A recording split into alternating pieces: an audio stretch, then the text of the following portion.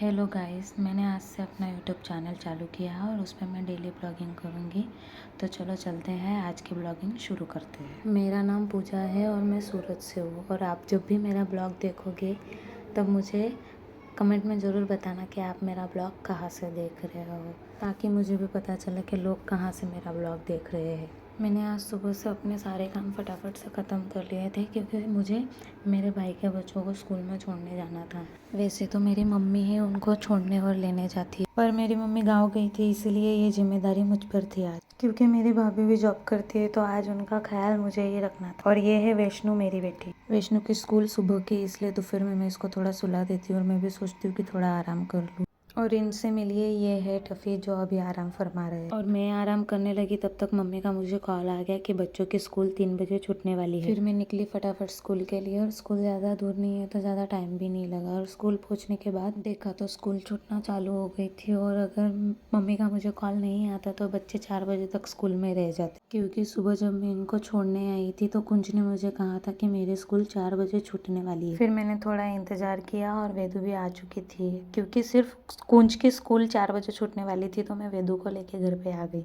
और घर पे आने के बाद वेदू को थोड़े ममरे खाने थे और मैं आपको दिखाने गई तो गिर गए। फिर ये खाना पीना हुआ, तब तक 4 बज चुके थे और मैं कुंज को लेने आ गई थी। तब तक वैष्णु भी उठ गई थी और मैं वेदू को और वैष्णु को घर पे छोड़ के आई थी। फिर कुंज की टीचर कुंज को पूछ रही थी कि कौन लेने आया है, तो उसने बताया बुआ आई है। तो फिर हम दोनों घर के लिए निकल गए, क्योंकि टीचर लोग की भी जिम्मेदारी होती है, वो ऐसे ही किसी के भी साथ बच्चों को नहीं छोड़ते। फिर हम घर आ गए। घर पे आके देखा तो घर की ये हालत हुई थी। और वेदू का अभी तक ममरा खाना ख़त्म ही नहीं हुआ था। फिर वैष्णु भी जाग गई और ये इन दोनों की मस्तियाँ चल रही, और ये दोनों कब मस्ती करते करते लड़ने लग जाए किसी को पता भी नहीं चलता। फिर मैंने इन दोनों को भी नीचे खेलने के लिए भेज दिया, क्योंकि कुंज भी नीचे जा चुका था खेलने के लिए।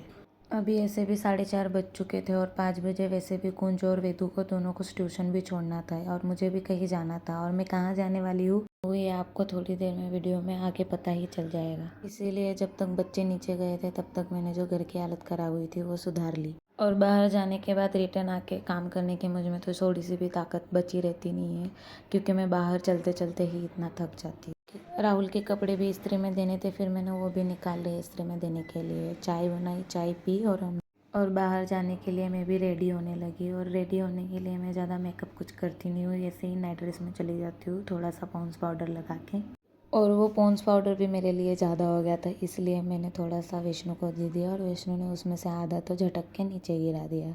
फिर वैष्णु ने थोड़ा सा टफ़ी को लगाया और थोड़े अपने मुँह पे, और वो चली गई लिप बाम लगाने। देखिए मैडम का अभी भी लिप बाम चल ही रहा है। ये मुझसे ज़्यादा मेकअप करती है और अपनी चीज़ों के सही से भी रखती है। फिर हम निकलने लगे तो मैंने टफ़ी को कहा कि बाय टफ़ी, हम जा रहे हैं, हम तुझे नहीं लेके जा रहे। तो वो अपनी पूँछ हिलाने लगा और मुझे देखने लगा कि ये मुझे लेने आती है कि नहीं। फिर जैसे मैं उसके पास पहुँची तो उठ के वो बोल रहा था मुझे भी ले चलो, मुझे भी ले चलो। फिर उसे भी लेके मैं निकल पड़ी, पर मुझे पता था कि मैं जहाँ जा रही हूँ वहाँ पे मैं टफ़ी को नहीं ले जा सकती। तो सोच रही थी कि टफ़ी को कहाँ रखूँ, क्योंकि मम्मी भी तो गाँव गई है। फिर मुझे याद आया कि मैं इसे एक जगह छोड़ सकती हूँ, और वो थी मेरी भाभी की काम करने की जगह। ये जगह घर से, हमारे घर से नज़दीक ही है, जहाँ पे भाभी काम करने जाती है। तो फिर मैंने भाभी को बोला कि मैं टफ़ी को यहाँ पे छोड़ के जा रही हूँ, क्योंकि मैं जाने वाली थी शनिवार बाज़ार में, और वहाँ पे मैं उसको लेके नहीं घूम सकती थी। तो ये देखिए हमारे यहाँ का शनिवार बाज़ार, जहाँ पे मैं कुछ लेने आई हूँ। और मैं सिर्फ एक चीज़ लेने आई थी और मैंने 2-3 चीज़ें ले ली। और शॉपिंग करने से पहले ही वैष्णु को मोमोज़ दिख गए, और वो मोमोज़ के लिए उछल उछल के देख रही थी कि तैयार हुए या नहीं। उसने खाए थे फ्राइड मोमोज़, और फ्राइड मोमोज़ उसको गर्म लग रहे थे, फिर उसने स्टीम मोमोज़ खाए। फिर मैंने भी खाए। मैंने उससे पूछा कि कैसे है, तो मुझे तो कुछ खास नहीं लगे, पर उसे अच्छे लगे, तो वो बोल रही थी कि अच्छे हैं। फिर मैंने शॉपिंग की और मैं सीधे घर पे आ गई। और घर पे आके मैं आपको दिखा रही हूँ कि मैंने क्या क्या लिया। मैं एक चीज़ लेने गई थी, वो मैं 2-3 चीज़ें उठा के लेके आई हूँ।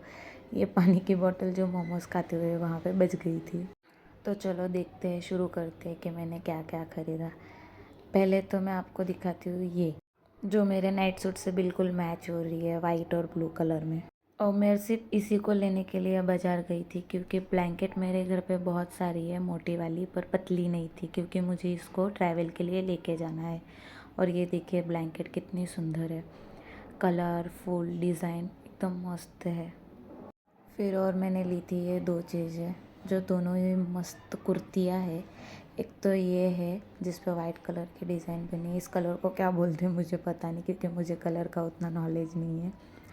पर ये कुर्ती मुझे बहुत अच्छी लगी, इसलिए मैंने एक ये ले ली।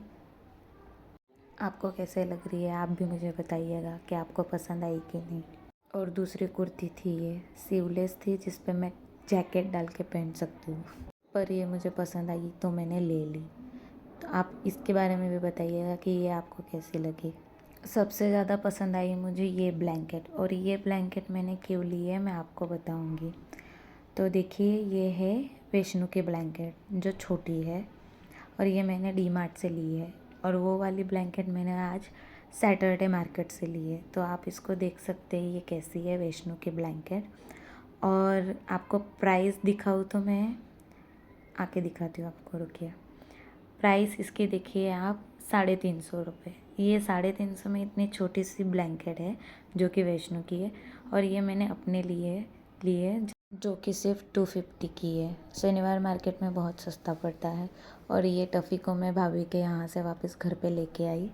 फिर मैं टफ़ी को पैदल ही सोसाइटी के पीछे के रास्ते से लेके गई, और ये है हमारे यहाँ के शिव जी का मंदिर, जहाँ पे सारे रास्ते बंद है, गाड़ियाँ नहीं जा सकती पर पैदल आप जा सकते हो।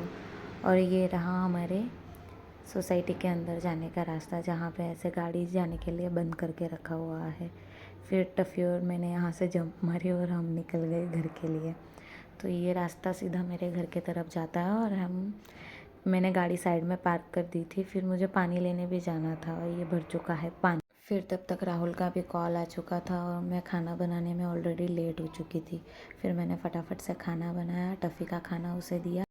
उसे भी उसके खाने की स्मेल आ गई थी कि आज मुझे खाने में क्या मिला है। आज मैंने घर पे बिरयानी बनाई थी, इसीलिए मैंने टफ़ी के लिए भी नॉनवेज ही बनाया था। ज़्यादातर मेरे घर पे जब नॉनवेज बनता है मैं टफ़ी के लिए भी तभी बनाती हूँ, उसके लिए स्पेशली नहीं लाती हूँ। वो फिर पेडिग्री और छाछ, रोटी और चावल ही खाता है। ये बिरयानी बन रही थी तब तक मैंने सोचा कि जो मार्केट से मैं अभी लेके आई थी जमरूख, उसका थोड़ा सा स्वाद चख लिया जाए।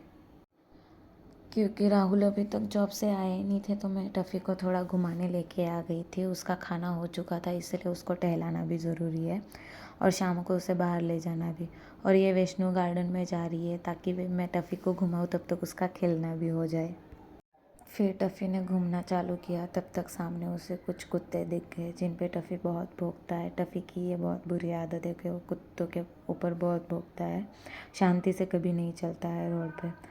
और ये अभी एक दूसरे को भौंक रहे थे, टफ़ी भी उसे भौंक रहा है। वो कुत्ता उसके पास आ रहा था, तो मैं भी डरने लगी कि ये एक दूसरे के ऊपर काटने लग जाए। और टफ़ी हमारा 2 पैरों पे स्टंट करते हुए।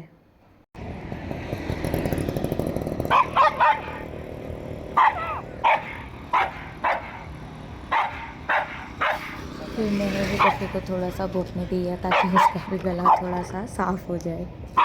फिर मैं वहाँ से टफ़ी को लेके आई ताकि उनका झगड़ा ना हो और एक दूसरे पे वो कुछ कर ना दे कुत्ते, और उनके बीच में मैं भी ना पिस जाऊँ। तो हम भी गार्डन में चले गए, क्योंकि वैष्णो को भी बुलाना था घर पे जाने के लिए, और गार्डन के अंदर थी।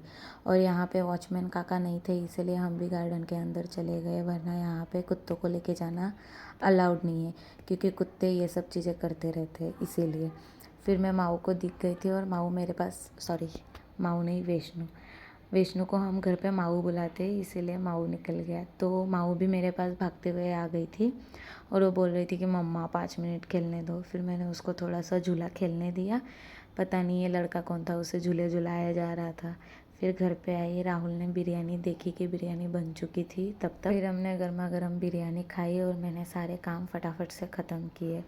और राहुल मुझे बीच बीच में आके देख रहे थे कि इसके काम हुए या नहीं। तब तक उनके फ्रेंड का कॉल आ गया, तो वो बात करने चले गए।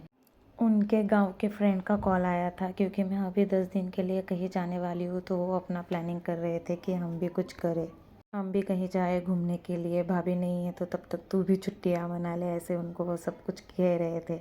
फिर इसी विषय पे उनको मुझसे बात करनी थी, तो राहुल मेरे पास फ़ोन लेके आए उससे बात करने के लिए। तो फिर विशाल से मैंने बात की, बात करते करते मैंने काम भी किया। मेरा किचन साफ़ करना बाकी था, तो मैंने किचन पे पोछा लगाया। बात करते करते स्पीकर ऑन पे फ़ोन रख दिया था, और उनसे बातें की कि क्या चल रहा है, क्या नहीं, कैसे है। फिर मैं उनसे बातें करते करते मेरा काम ख़त्म हो गया और यही आज का ब्लॉग भी ख़त्म हुआ। Bye bye.